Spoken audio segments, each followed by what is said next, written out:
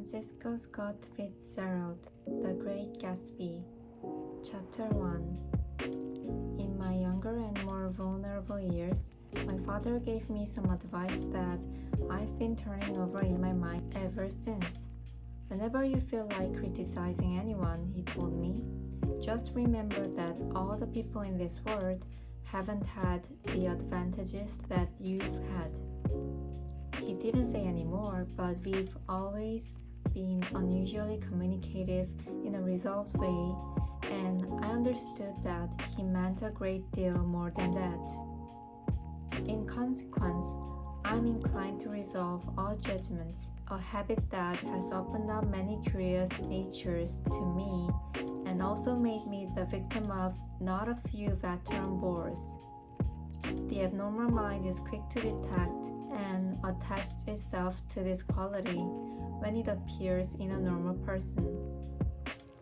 And so, it came about that in college, I was unjustly accused of being a politician because I was privy to the secret griefs of wild, unknown men. Most of the confidences were unsought. Frequently, I have feigned sleep, preoccupation, or a hostile levity when I realized by some unmistakable sign that an intimate revelation was quivering on the horizon. For the intimate revelations of young men, or at least the terms in which they expressed them, are usually pleasuristic and marred by obvious oppressions. Reserving judgment is a matter of infinite hope. I am still a little afraid of missing something if I forget that, as my father snobbishly suggested, and I snobbishly repeat, a sense of the fundamental decencies is parsed out unequally at birth. And after busting this way of my tolerance, I come to the admission that it has a limit. Conduct may be founded on the hard rock or the wet marshes, but after a certain point, I don't care what it's founded on.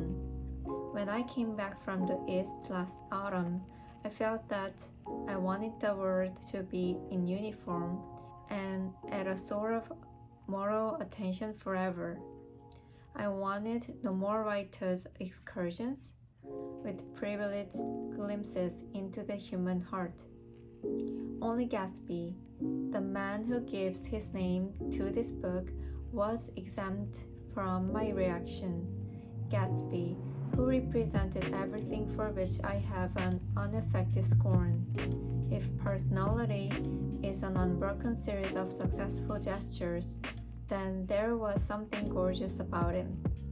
Some heightened sensitivity to the promises of life, as if he were related to one of those intricate machines that resist earthquakes 10,000 miles away. This responsiveness had nothing to do with that flabby impressionability which is dignified under the name of the creative temperament. It was an extraordinary gift for hope, a romantic readiness such as I have never found in any other person, and which is not likely I shall ever find again. No, Gatsby turned out all right at the end. It is what preyed on Gatsby.